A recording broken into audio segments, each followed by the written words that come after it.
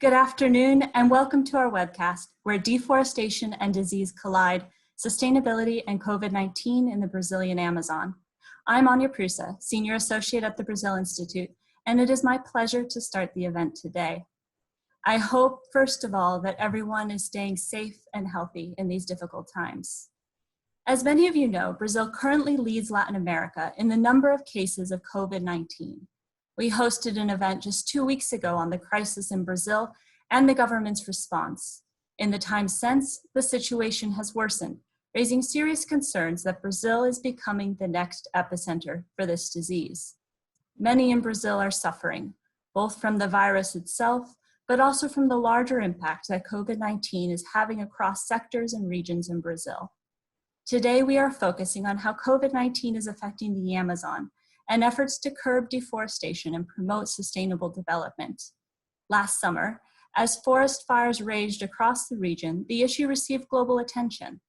As the dry season again approaches, satellite imagery shows that deforestation is accelerating, and early indications are that this year could be worse. Today, we are joined by 5 top experts to discuss this issue. It's an honor to welcome former Minister of the Environment of Brazil, Dr. Isabella Teixeira, who is a senior fellow at the Brazilian Center for International Relations. As Environment Minister, she led Brazil's negotiations of the Paris Agreement. We are also joined by Dr. Carlos Nobre, a top climate scientist and expert in land use change in the Amazon. Dr. Nobre is a senior researcher at the University of São Paulo's Institute for Advanced Studies. Our third speaker, Dr. Tom Lovejoy, is a senior fellow at the United Nations Foundation. He's an accomplished conservation and tropical biologist who in 1980 coined the term biological diversity. Our fourth speaker, Denis Menev, is the CEO of Lojas Bemol, co-founder and board member of the Sustainable Amazon Foundation and a World Economic Forum Young Global Leader. Lastly, this event will be moderated by Dr. Amy Erica Smith, a fellow at the Wilson Center and associate professor of political science at Iowa State University. Her current research focuses on religion and climate change in Brazil. I want to also thank Paulo Sotero, former director of the Brazil Institute and a distinguished fellow, who is with us today and will kick off the audience Q&A later in the webcast. If you have questions for our panelists, please email them to brazil@wilsoncenter.org at any point during this conversation. And now I would like to turn it over to Denis Menev, who is currently in Manaus, the capital of the state of Amazonas and one of the cities hit hardest by the coronavirus pandemic in Brazil. Denis will start with an on-the-ground look at what is happening in Manaus before we turn to the question of sustainability and environmental protection. Denis, please go ahead. Thank you, Anya. Thank you, everyone. Thank you, Paulo, for the invitation. I'm going to try to give you a brief outlook of what Manaus looks like, the capital of the state of Amazonas, and what's been going on in the ground. So I'm going to share my screen with you just a second.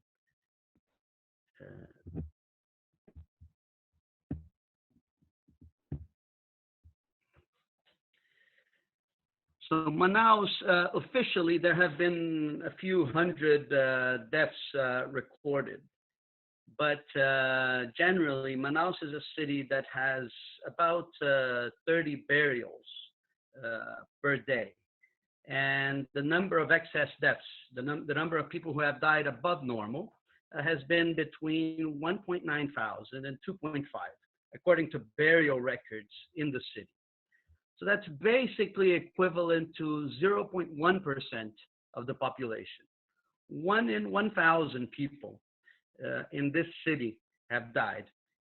I know of no family in Manaus who has not been touched by this tragedy. So the infectologists here in the state of Amazonas estimate that Manaus has moved faster than anywhere else that they've seen. And we've already had between 35 and 40% of the population infected. They believe that social isolation did not work very well in Manaus for local reasons. Now, also, This epidemic is moving to the interior of the state of Amazonas.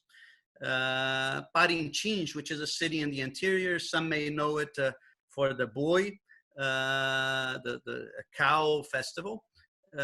It generally has 0.9 burials per day on average. And in the first 11 days of May, it had 33 burials. And what I hear from the mayor is that it's moving fast in a bad direction. Now, in terms of the economy, which will have, I believe, severe implications for health, the industrial district of Manaus, which is the heart of Manaus's economy, is mostly closed. I've talked to two companies, Honda and Samsung. They're both closed, partially because of COVID, which has stricken so many of their employees and so many of their managers that they're quite unable to open, and partially because their supply chains around the world are a mess. So even though parts of it are reopening in China, parts of it are closing elsewhere, so they're not able to assemble all the parts. They believe that it'll take at least a month before they're able to reopen. Same with retail and services. These have been closed by government decree. Food is arriving to Manaus. The supply chain is working more or less in this period. To the interior, that's a more complicated situation. There are boats that generally go from Manaus to most of the cities in the interior. Most cities do not have air link or road link. And these boats, they are leaving Manaus basically full, completely full of people and returning empty, which to me means that people are moving back to the interior in order to isolate, which is a tragedy because they're likely taking it to the interior. For example, our company, which is a retailer and a distributor, we're not able to distribute to much of the interior because all the boats are leaving full.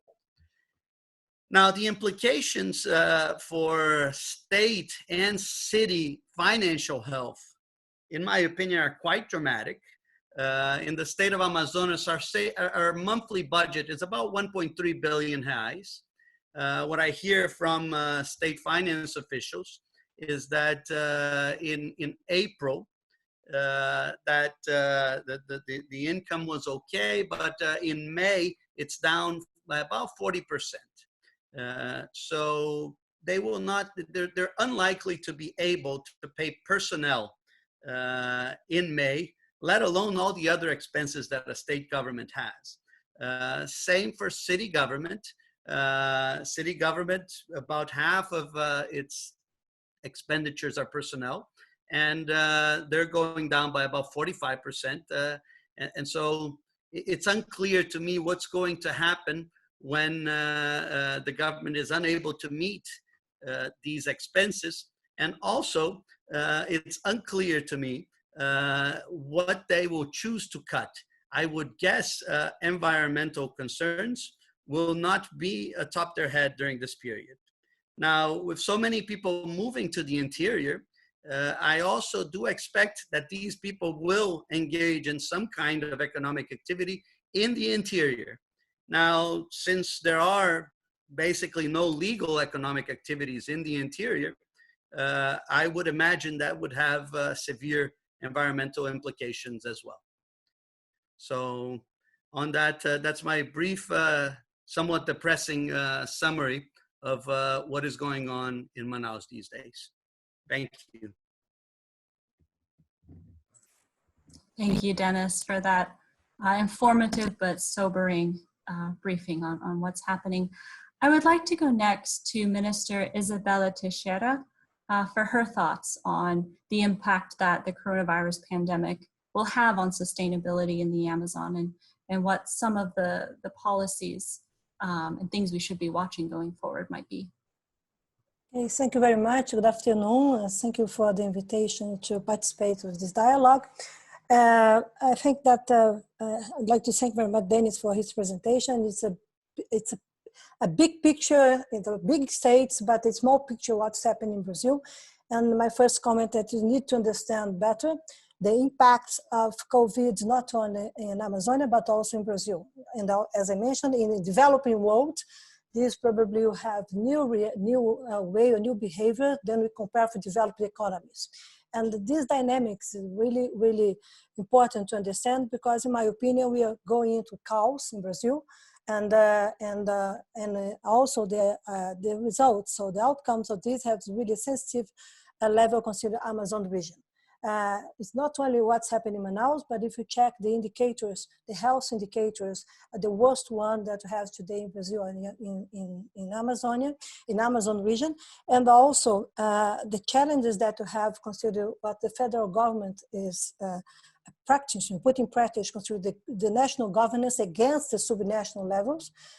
This is in quotes, but what you have is a non-coordinated actions between the national government and the state levels or subnational levels that put in check all the efforts and also how we can scale up the good outcomes or how we can address better what COVID is showing to us today in Brazil. You have this bubble today in Brazil. This is a political bubble that unfortunately, you can call this the hate bubble, that unfortunately fragmented too much our federative relations and what indeed will probably get this crisis worse than it should be. Okay, and this is very important to highlight because we need to propose not only good answers during the crisis, but after the crisis, and to have the economic crisis that's coming, and also climate change and biodiversity kind of crises that still are here. We're living this today. So my first point here is that unfortunately it's not only in Amazonia.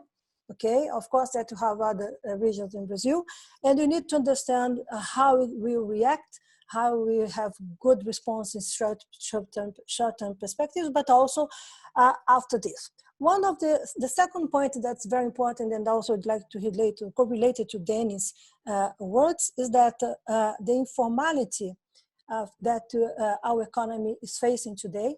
You have around 40% or 41% of the Brazilians that used to work in an informal world, and this really shows to us or brings to the first page or to the front of our challenges how we address solutions considering informality and inequalities. And in Amazonia, this is deeper than in other regions of the country.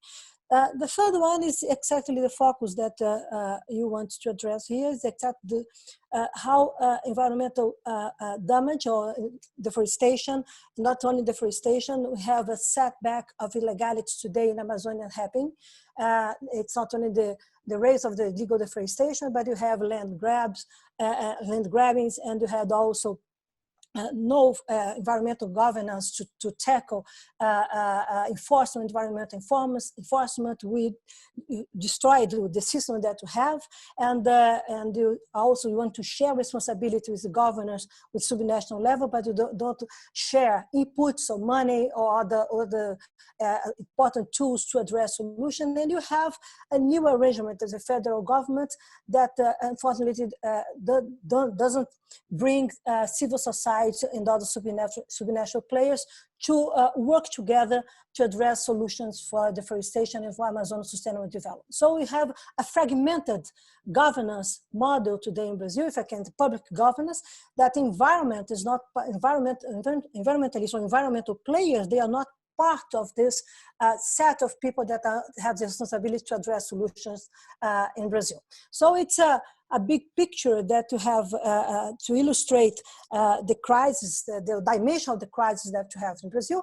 And my third comment, it's also the strategy that Brazil, the government of Brazil adopted recently, put in checkmate our alliances, not only considering civil society players, but also international players, international community. So Brazil adopt unfortunately, in my opinion, the last months, strategies and policies to go against traditional alliance on environmental protection and put in checkmate assets like protect areas that we have declared in the most important program that we call ARPA. What do you do with this? What are the new environmental regime that you bring for this, etc., etc., etc. And behind the scenes, you have in checkmate climate change governance also. The climate change agenda that was very important to address not only the end of deforestation, but to address all new economies like bioeconomy or the stand forest economy or those solutions for Amazonia. This agenda that was so powerful for Brazil, and Brazil has a strategic role into the world in international cooperation as a soft power of our country, this is over.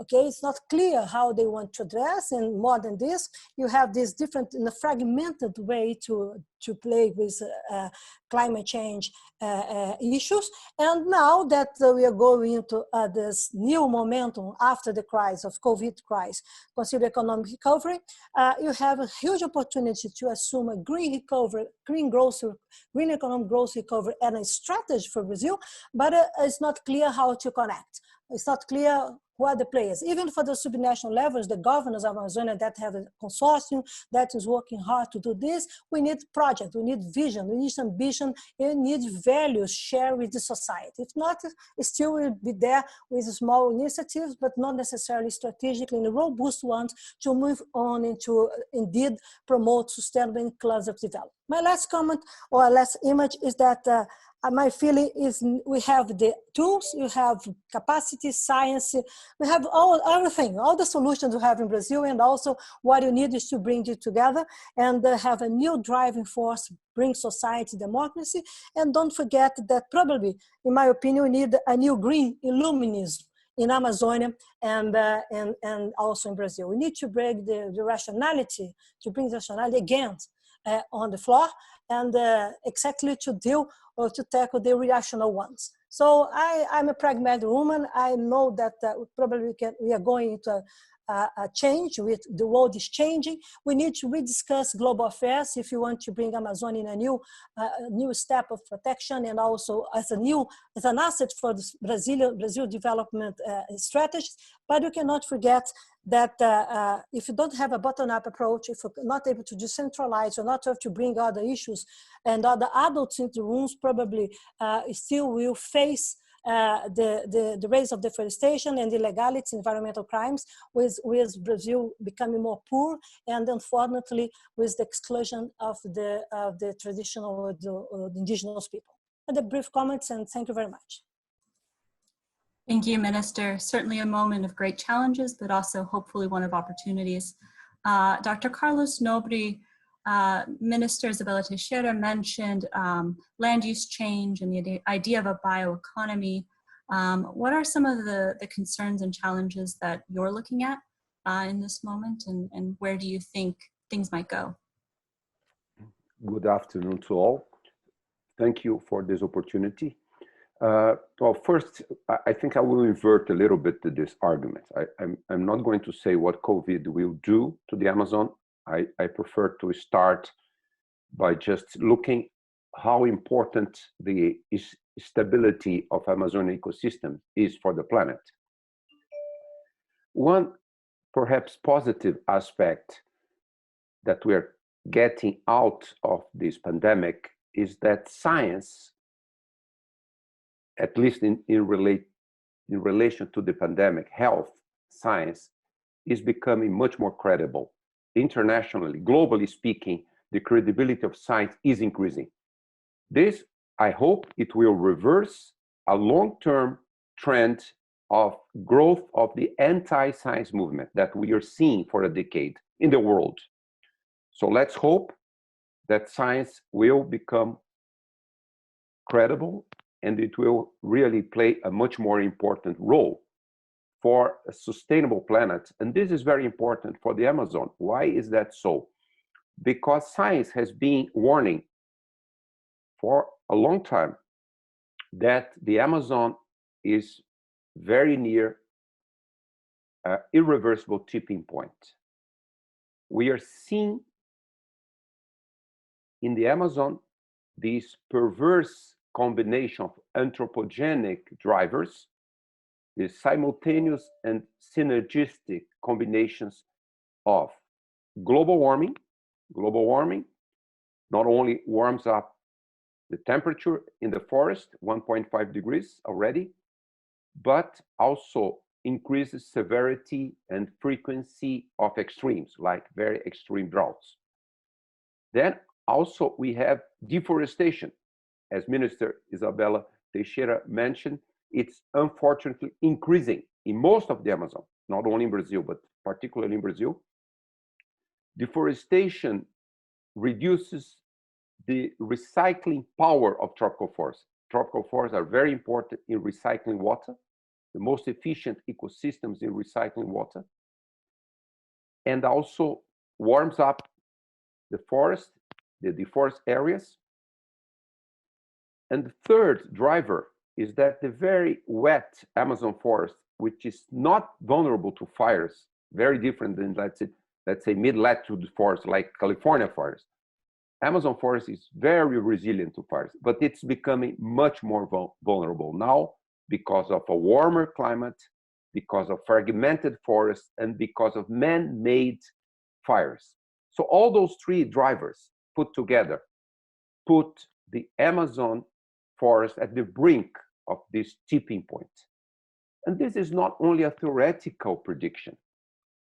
The observations, the scientific observations are showing 20–30% of the Amazon, southern eastern Amazon, at the risk of this tipping point.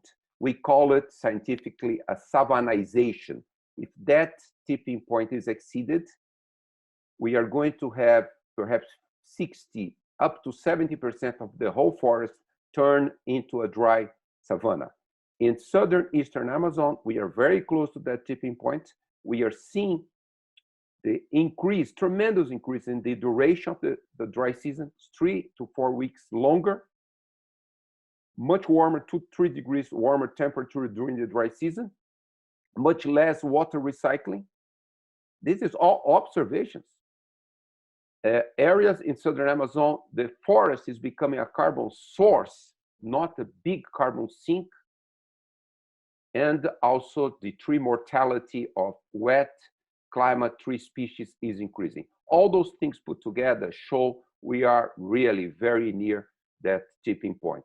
Professor Lovejoy and myself, we've been a warning for that. And also we say, do not exceed 20–25% of deforestation. Currently, we are at 17% because we are going to move into this unknown future state in which perhaps up to 60–70% of the forest will disappear. And I will stop just raising the flag. If that happens over a few decades, perhaps 3 to 5 decades, it's the worst perturbation in the ecological balance, which keeps millions of species of microorganisms, viruses, bacteria, and potential pathogens. So if we perturb that equilibrium, also the health of humans and the health of the planet will be severely threatened for centuries to come. Thank you, Dr. Nobri. Dr. Tom Lovejoy, I know you've worked with Dr. Nobri on many of these areas. Your comments.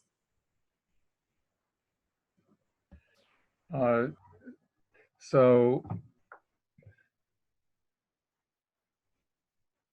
I think one of the important things to bear in mind is that, in fact, the COVID virus came from environmental perturbation and from wildlife trade and wildlife markets. And I think there's pretty general agreement on that. So it's in part a consequence of our mismanagement of our relationship with the natural world. And there also has been some really unfortunate governmental inadequacy in a number of places. We don't even need to name them. So one of the little known parts about my history in Brazil is that when I was doing my PhD research in the Amazon, studying birds in the late 60s, I was also taking blood samples from those birds for the Belém virus laboratory to analyze for antibodies to arthropod-borne viruses like St. Louis encephalitis and others. So I'm acutely aware that there are pathogens in the entire Amazon, and as we continue to push it back and damage it and teeter on the edge of the tipping point, it is going to magnify the probability that those will be new sources of possible pandemics. So it's not a pretty picture either economically or environmentally or in terms of human well-being. And it comes at a time when the international order is weakened and every country that might have been a source of resources to help deal with this is coping with their own problems. So I pray out of all of this that somehow we will all find ways to come together and contribute to a better future. But the final thing I want to say is I worry that my own government, the Brazilian government, will look for quick things they can do to jumpstart the economy. And that usually means going back to really old-fashioned ideas called infrastructure.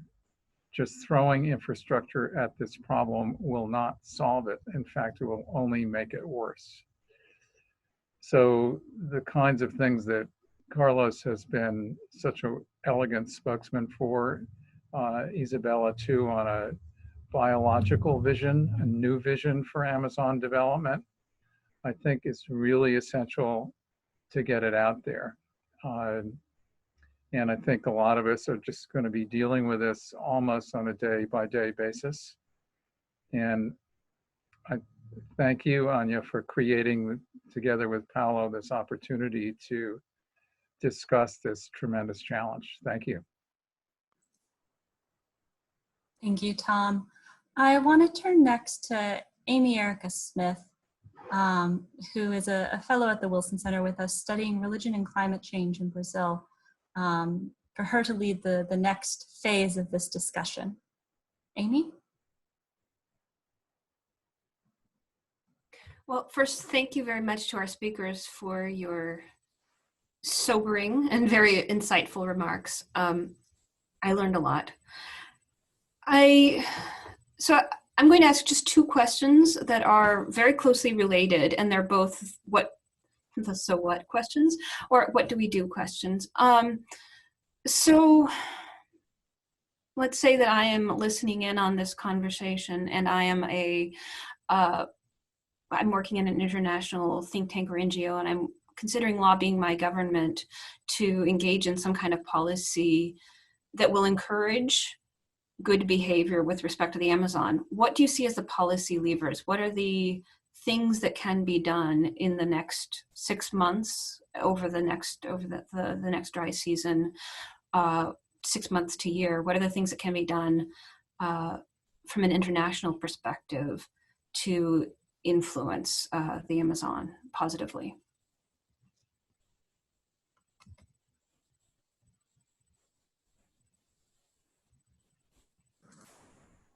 Minister Teixeira, do you want to take that? Okay. This is a important question, not easy to answer, because you have political conditions in Brazil really, really difficult, even to move on considering the international dialogue.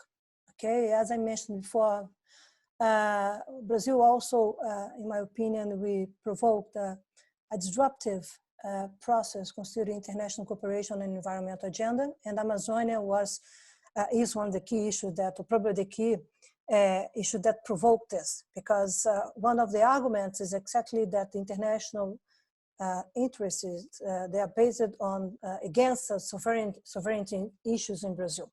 And this is a huge mistake how we can formulate the things, but it's how the government or members of the government today do believe on this, okay? But my feeling is that we should, more than we can, we should provoke new ways to approach not only Amazonian protection, but also to provoke a new way to approach international players, or to bring international players to dialogue with the Brazilian players. That's not only based on the federal government. This is more important to highlight here. We have private sector, financial sector, we have subnational players, as I mentioned before, not only public ones or private ones. We have Dennis here is a good example. And my feeling is that, and also the scientists, I'd like here to highlight, and I fully agree with Dr. Nobre said, that we need to bring science in a new way. And don't forget that this last year, the Brazilian government put in check the credibility of the scientists in Brazil, and it's unbelievable considering monitoring in Amazonia. Two issues could be very important to be discussed. The first one is exactly global affairs. Okay, this debate it happened today, really 27 years ago, before Rio 92 conference, okay, and the common goods, everything that it's part of this, and the atmosphere that will impact, consider deforestation in Amazonia, and now the value to preserve Amazonia, in my opinion, need to have a repact to understand global affairs in this century. Okay, it's not only the case of Amazonia. You have the pressure of migration. You have different aspects, the oceans, etc., etc. So, and consider the one strategy, or one way to the new greens deals that we have around the world, and with different perspectives. My feeling is that the international community, based on scientists and also opportunities for economic recovery, that we should facilitate, or to promote, to bring other partners and other players, as I like to say, other adults into the room to discuss the importance of global affairs, and even to his strengths, or to give a new approach for the new multilateralism. This is very important, because I'm not talking about the multilateralism based on the member states, but also based on societies. Okay, and you need to understand how you move, consider climate crisis, and as Tom Lovejoy highlighted, this unsustainable relationship between humankind and nature. I feel is that to have nature in transition, okay, and it's not only climate transition, energy transition, everything is transition, but this dialogue must be based on not on fears of, be based on more sacrifice. This must be based on hope. How we can go into a new movement at global level, and try to find new players to dialogue here in Brazil. The second one is more concrete, and considering economic investment, and how Brazil will need funds, and of course all the countries around the world will need money. You have this economic crisis coming. How we can bring these international players with a new way to invest in Brazil, bringing solutions or promoting solutions, with a new way to approach Amazon conservation, not only based on different building blocks, even considering infrastructure. Okay, we need to address this better, and we need to understand how the international players would like to play together with national players. Cannot forget that to have international companies play in Brazil. How would you like to face climate risks in investments in Brazil, and the importance to have Amazonia preserved for this, and how we can recommend or given some new criteria, for example, for new investments, showing new tracks based on sustainability criteria for investments in our country. Okay, it's like I can give you opportunity to share with you, opportunity for investment and to address projects for development, sustainable development, but bring other actors and also bring other criteria to address solution in a country like Brazil. This must be based on solution, okay?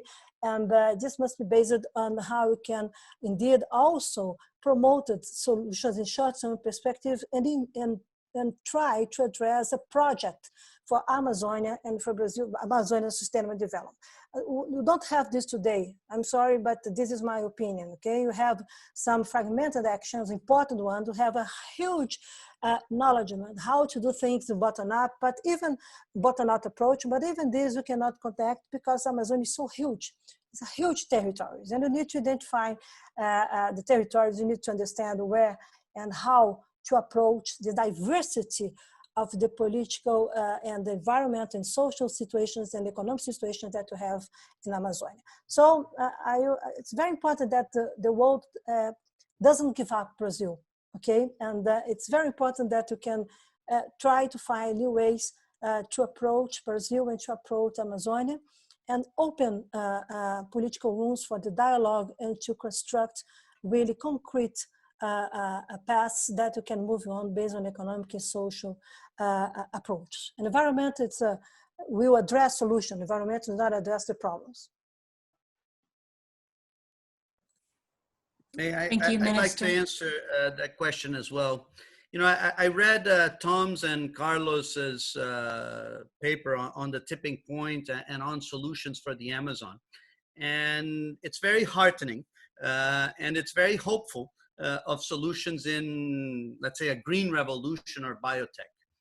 But let me tell you, when I look under the hood, when I look at what's going on in the economy and the people that we have living in the Amazon, I just don't see it happen.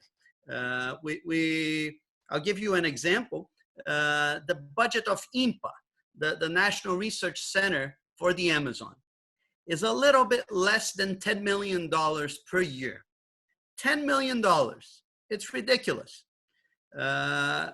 When I was in government as Secretary of Planning for Amazonas, when the Norwegians were making the donation to the Amazon of what became Fundo Amazonia. I gave them an opinion then, which they didn't take, and I'll give that opinion again. They asked, so what best can we do for you? And at that time, I told them, the best you can do is send us your best Norwegians. Send us your best brains. Because, you know, we have some people here, but definitely not enough to create a green revolution, a green biotech revolution, or anything like that. You know, the game of biotech is not a game where you have the Amazon and so you have an advantage. It's a game of brains, and we just don't have them, and we haven't produced enough, and we're definitely not producing today. So, you know, if you start producing now, maybe you can start to play this game in 10 years. So we need a solution between now and then. You know, I think, you know, if I can give an advice to anyone who wants to pressure the outside world on the Amazon, you know, send us brains, send us knowledge, send us people to do science, and leave them here, hopefully.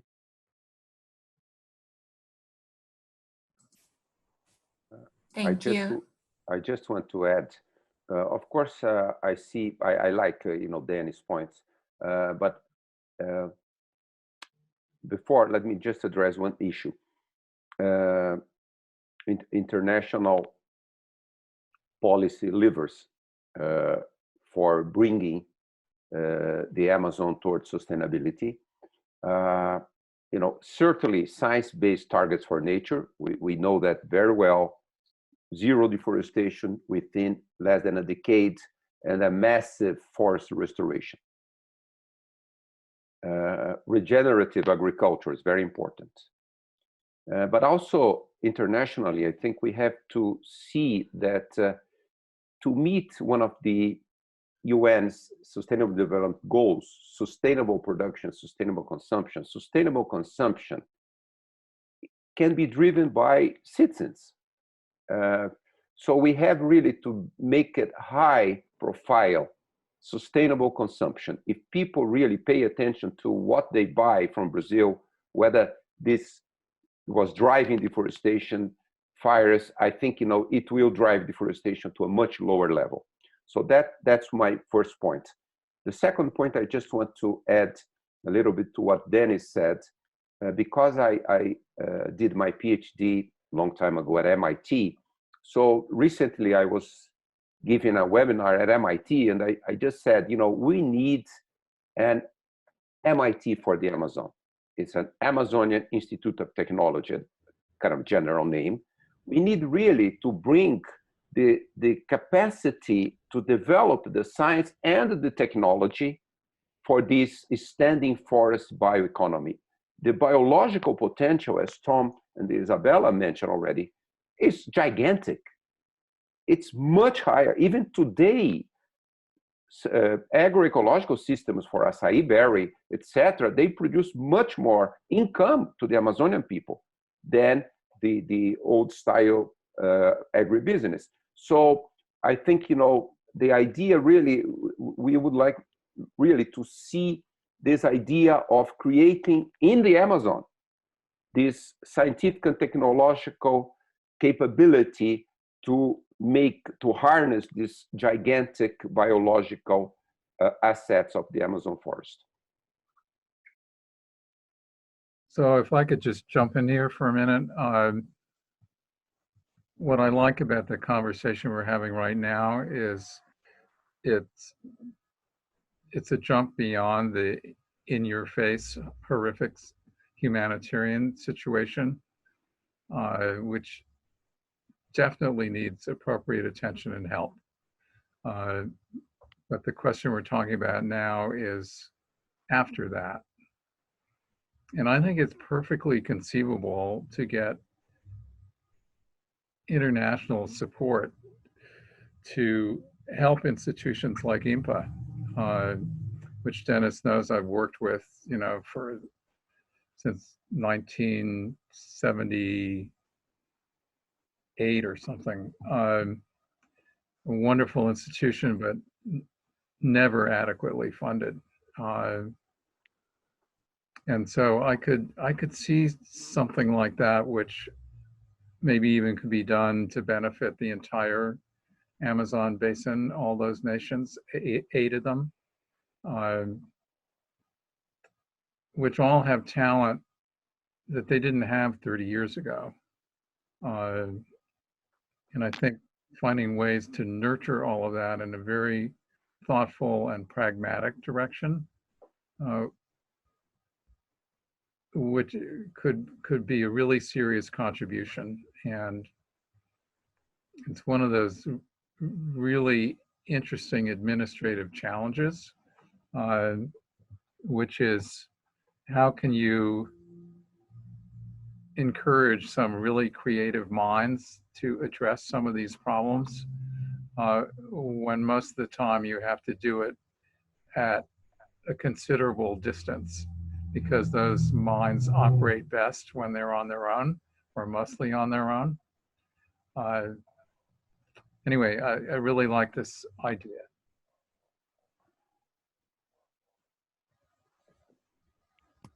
Great. Thank you, guys. So I'm going to turn now to Paulo. I said I had 2 questions, but I'm going to skip my second question. I'm going to turn now to Paulo, who has a question for the minister, for Minister Teixeira. Paulo?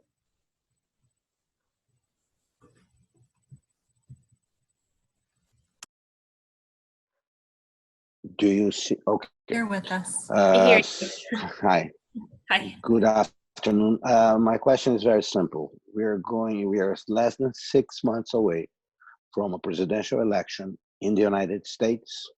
The polls indicate a better than average chance that former Vice President Joe Biden, candidate for the Democratic Party, could prevail, could be the next president of the United States. He has already announced one of his first decisions will be to the United States rejoin the Paris Climate Agreement that actually Minister Teixeira, Isabella Teixeira, helped negotiate.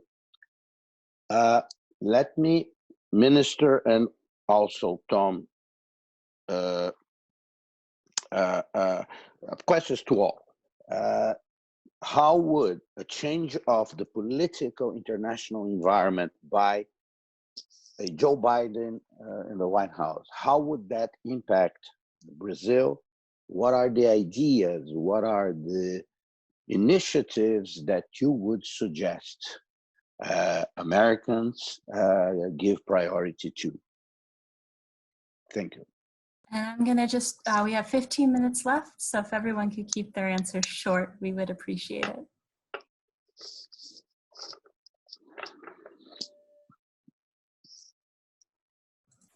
Minister, you're muted. Yes, I'm back, okay? Okay, thank you very much, Paulo, for your question, and also a pleasure to see you again. Minister Teixeira? I'm not hear me? Yes, I'm here. Can you hear me? Oh, great. Yes, we can hear you. Yes, sorry. Yes. And so, Paul, again, thank you very much. It's my pleasure to see you again. Unfortunately, we don't have much time to answer this because it's a really strategic question.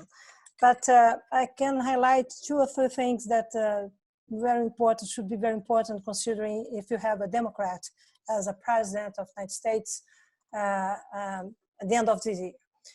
Globally, probably you have a new way to approach this special momentum, consider the climate change challenges, the first step of Paris Agreement. And this is a new directions. What Paris Agreement means is that we assume a new direction that will bring everybody into the same board. This is the reality. This is not a legally binding agreement, etc. But the political message is climate change is the responsibility not only for developing countries. Everybody must address solutions if you want to tackle climate change. And you cannot forget that to achieve Paris Agreement Accord, you have the important and strategic role that President Obama, the Democrats, played in the past. The first step was exactly the agreement between China and the United States in 2014, exactly to address climate change. So in this situation that we have today in the world, this polarization between the United States and China, and also probably a regional arrangement, geopolitical arrangements, multipolar arrangements consider the world, the European Union, the Asian countries beyond China, and also the South, the global South. So this is, in my opinion, really looking forward to address new geopolitical arrangements, and we are looking for like-minded partners to address climate change. If the United States will be back to the game, it's very interesting because probably, of course, that we need to convince American society, but this is it's a different approach. But we have the government and probably the National Congress looking forward to bring global issues and new perspectives in climate change together with biodiversity. But we cannot forget that America, they don't ratify the Convention on Biodiversity, but if you have this new momentum of Biodiversity Convention exactly to try to have breed together with climate change, we can have a new way to approach economic recovery and also the geopolitical arrangements, the impacts of economy of innovation in this process. Okay, this is very important to highlight. It's probably it's not easy, but we can bring these new green deals that everybody's moving around. Even the Chinese with ecological civilization bring this in a new step of geopolitical dispute and global dispute. We cannot forget that COVID is showing us new expressions of conflicts and tensions among countries and among societies. And we need to have a balanced situation, a rationality on the international political to address solutions for the world in the next years. The second one would be the relationship with a country like Brazil that I fully agree that will not happen in the basis that the government Brazil and Trump government is looking for to address. Okay, Brazil is more powerful than the Brazilian society is more powerful. We know that we are today what Brazil is expressing to the world, even with the bilateral cooperation.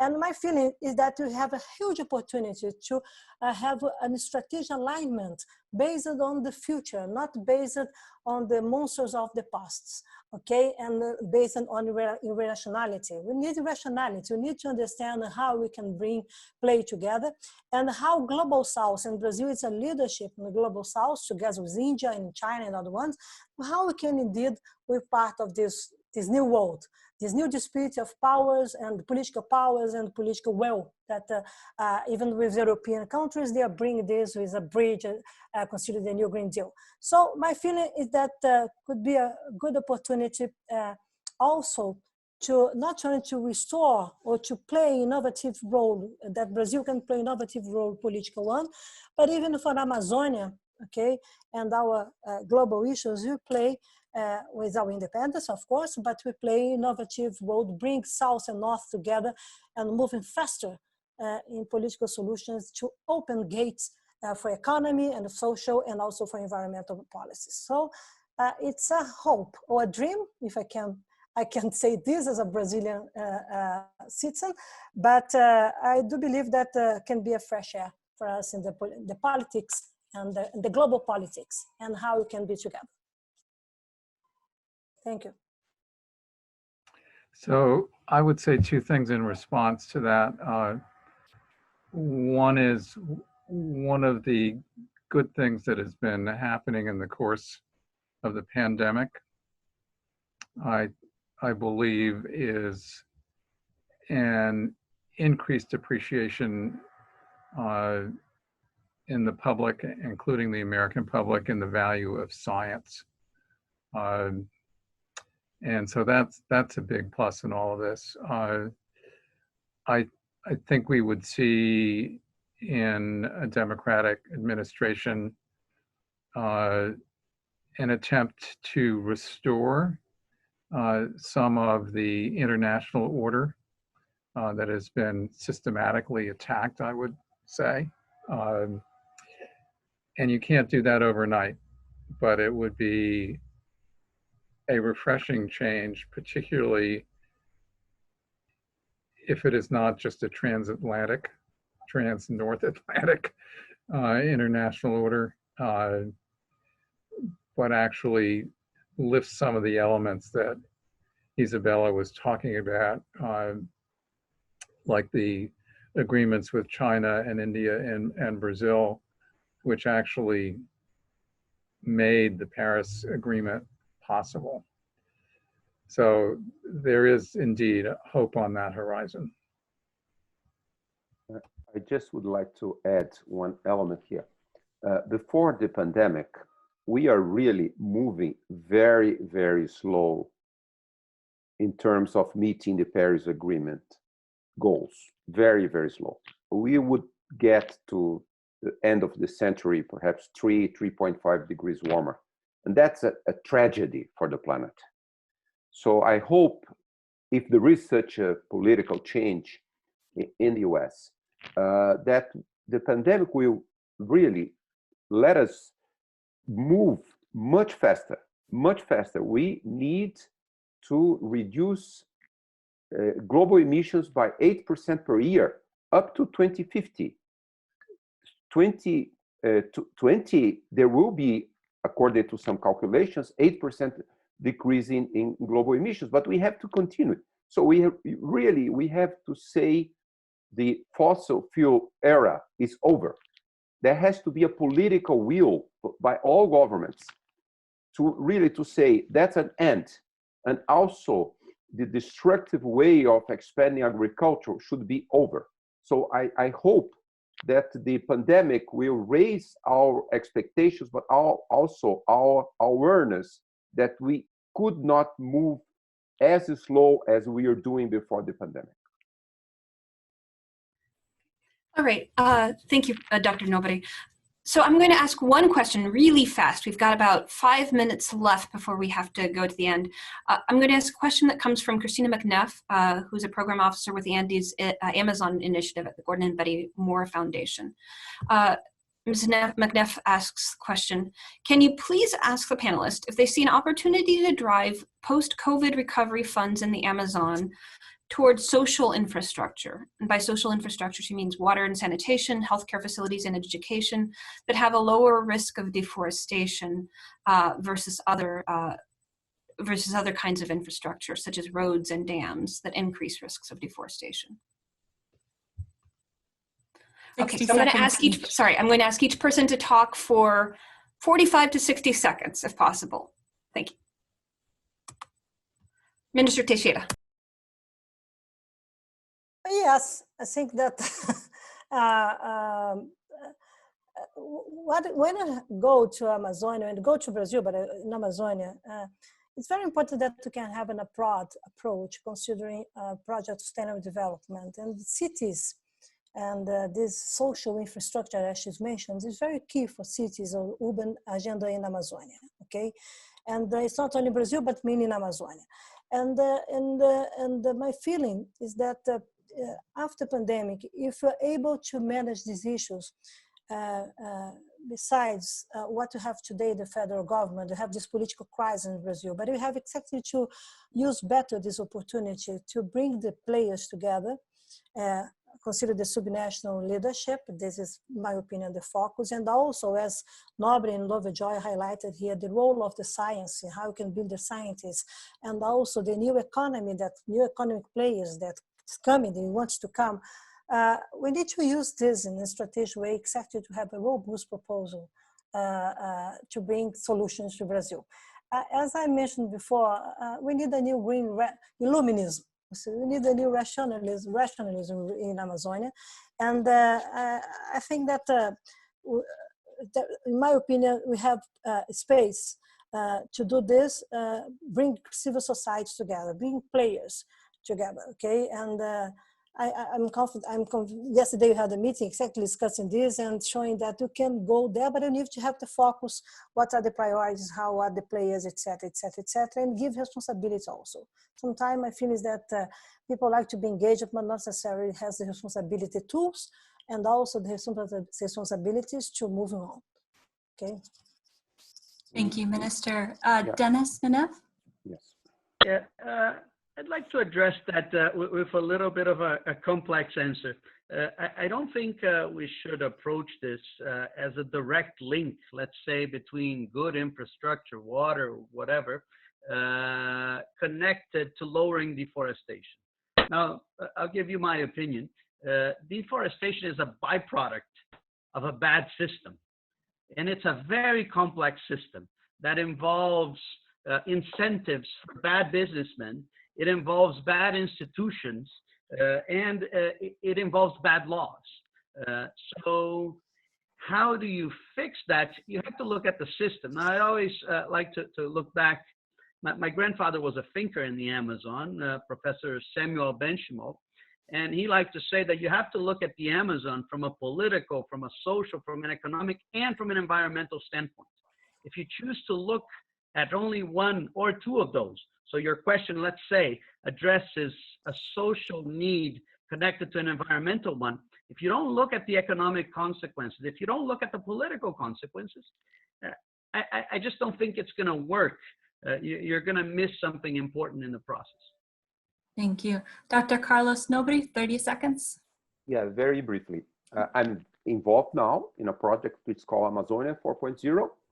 And one example, we are developing a laboratory to take to the Amazon to empower local communities with processing cupuaçu and cocoa value chains, Brazil nut value chains, acai berry value chains, and they develop their own bio fabrics, their own bio industries. So we think we can empower local communities to add value to a standing forest economy. So I think that's the way, empowering local communities in the Amazon.